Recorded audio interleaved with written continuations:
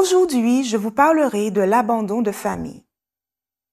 Lorsqu'une décision de justice ou une convention homologuée met à la charge d'une personne le paiement d'une pension ou une prestation compensatoire, en cas d'inexécution de cette décision de justice, le créancier peut porter plainte pour abandon de famille.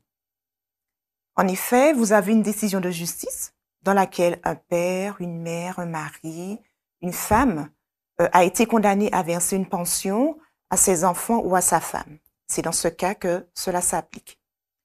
Il s'agit d'une infraction dont les éléments constitutifs sont le défaut de paiement de la pension pendant plus de 2 mois, défaut de paiement qui doit être volontaire ou l'absence de notification du changement de domicile. Voyons en premier lieu le premier élément constitutif de cette infraction. Ce premier élément, c'est le défaut de paiement pendant plus de 2 mois. Le délit d'abandon de famille est consommé du seul fait que le débiteur s'abstient de fournir pendant plus de 2 mois l'intégralité du montant de la pension mise à sa charge. Le paiement ultérieur de la dette laisse quand même subsister l'infraction, de même que la suppression de l'obligation alimentaire qui interviendrait postérieurement à la date des faits. Pour caractériser cette infraction, il convient de se placer à la date de la poursuite et non à la date de la plainte. Ce qu'il faut savoir, c'est que la personne qui ne paie pas la pension ne saurait évoquer aucune compensation entre la somme légalement due et d'autres versements qui auraient pu être faits par ailleurs. Voyons maintenant, dans un deuxième temps, l'autre élément constitutif de cette infraction. Il s'agit du défaut de paiement volontaire. Le délit d'abandon de famille est une infraction intentionnelle. Donc, les juges doivent caractériser expressément cet élément.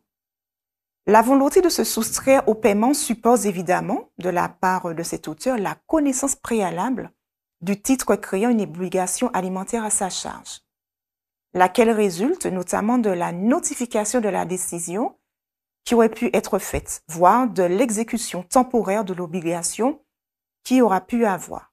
Les juges se montrent particulièrement exigeants, sauf en cas de force majeure, si la personne était gravement malade, ou est au chômage depuis un moment, ou a subi un accident très grave. Il prend aussi en compte la bonne foi. Mais pour établir cette bonne foi, cela sera parfois difficile à le faire. Il faut savoir que peut être sanctionné pénalement l'absence de notification du changement de domicile au créancier ou à l'organisme débiteur des prestations familiales lorsque le versement de la pension fait l'objet d'une intermédiation dans un délai de 2 mois à compter de ce changement de domicile. Puisqu'il s'agit d'une infraction, quelles sont alors les sanctions prévues? Donc, les personnes physiques qui sont reconnues coupables d'abandon de famille encourent une peine de 2 ans d'emprisonnement et de 15 000 € d'amende. L'absence de notification de changement de domicile est quant à elle punie de 6 mois d'emprisonnement et de 7 500 € d'amende. Dans tous les cas, les personnes physiques encourent également des peines complémentaires qui sont l'interdiction des droits civils, civiques et de famille, l'interdiction d'exercer une activité professionnelle ou bénévole impliquant un contact habituel avec des mineurs. Le tribunal compétent est celui du lieu de la commission de l'infraction, de résidence de celui qui a commis l'infraction ou du lieu d'arrestation ou de détention, mais également et de manière spécifique, celui du domicile ou de la résidence de la personne qui devait recevoir les sommes dues. Ce sont les éléments que je voulais partager avec vous, c'est les informations que je voulais vous donner en matière d'abandon de famille.